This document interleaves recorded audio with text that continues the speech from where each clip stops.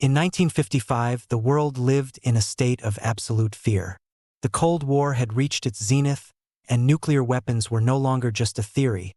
They were a terrifying reality capable of erasing humanity entirely.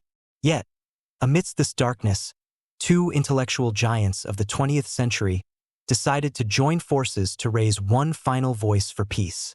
April 5, 1955, Bertrand Russell, a Nobel Laureate in literature and a world-renowned philosopher, took up his pen. His letter was not addressed to a politician, but to his friend and the world's greatest scientist, Albert Einstein. Russell knew that without the intervention of the scientific community, the world was hurtling toward catastrophe. He requested Einstein to use his immense global influence to create a joint manifesto against the use of nuclear weapons. At that time, Einstein was gravely ill. At 76 years old, he knew his time was running out.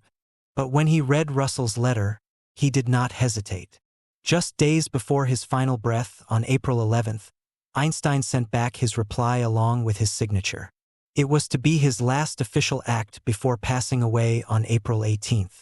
Though Einstein was gone, his voice continued to echo.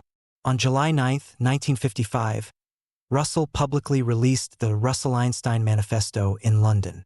The most famous line in the document urged, "Remember your humanity and forget the rest." They warned that a nuclear war would not result in victory or defeat, but in the total annihilation of life on Earth. Today, the Russell-Einstein Manifesto remains a foundational document for nuclear disarmament. It showed us that even in times of intense political conflict, morality and science must walk hand in hand to protect our planet. The final legacy of Einstein and Russell was not the most powerful weapon, but the conscience that reminds us to choose peace over destruction.